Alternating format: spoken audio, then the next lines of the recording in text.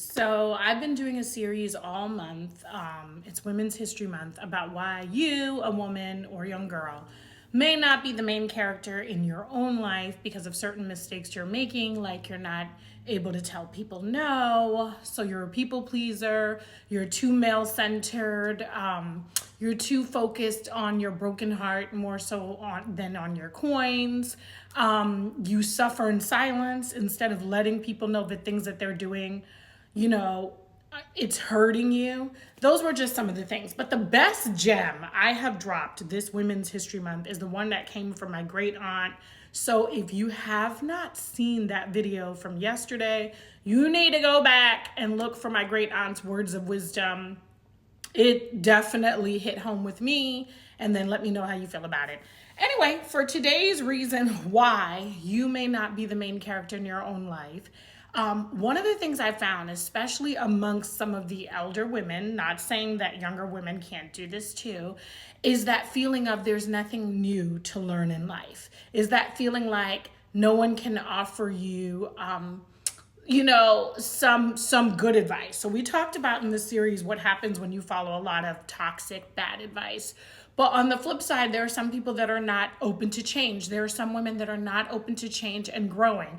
And I'm not saying like someone coming up to me and saying, hey, you could do X, Y, and Z to be a better person. I mean, I love watching either TikToks or YouTube videos. YouTube has taught me so much where I learn something about myself that I didn't know. I love hearing other women's stories, like with my auntie's story, and being able to apply it to my life and the messages that I want to give young women out there, right? I love learning something new. But I have learned that some people are so rigid and they're so committed to the stories that they've been telling themselves, sometimes for decades, that it holds you back from being the main character in your own life. Like you're so focused on being a victim forever and a day. And that victim mentality is not going to help you to grow. So I know sometimes when I'm talking to some of the elder women in my family, some of them have gems that are so helpful, and I love that. And when I get those gems, I reiterate them, I put it out there, and I try to help somebody. But there are sometimes I'm having conversations with some of the elder women in my family, and they are so rigid with their thoughts. And being so rigid is how you regurgitate things from the patriarchy and misogyny, because you're just doing things like how you've been doing it since like the 1970s, and you're not willing to hear a greater and deeper message. Now, I'm just talking about I like to talk to the elders in my family. I hope you are too. But I can only reflect on them. I do have older friends and I do try to take advice from them too. I like learning. But one of the reasons why you're having a hard time being the main character in your own life is you're committed to this story of who you think you are, and you are not flexible to grow in any kind of way. I want y'all to sit on what not being willing to grow really does to a young woman, especially when she coming of age, okay? Reflect on that for a second. One of the craziest things that I always hear is I'll hear older women say, if they did this and this and this, then people would judge them.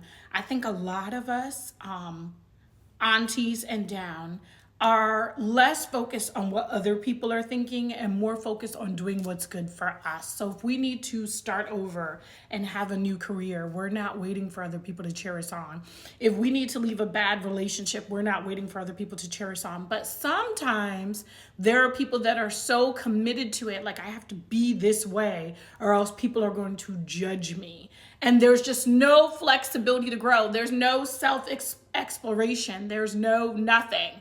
This is how life is, and this is how I'm going to continue to do it. They always say those who know better do better, right? And that's part of the reason why I created this series. And I wish I had listed it as chapter 1, chapter 2, chapter 3. Maybe I will repost them again and give them chapters. But this is why I'm dropping these gems. And you take what applies to you. What I'm saying may not apply to you, but I will say the not wanting, as long as you're breathing, you are learning new things. And being stubborn to learning new things is such a fucking problem. It's such a problem. So that's my thoughts today on why some of us are not the main characters of our own life. We are not flexible. We are not trying to learn new things. We're committed to a certain story that we have told ourselves, and we will not divert from that story. And that's really holding women back. At the end of the day, you need to do what's going to feel good to you. Okay?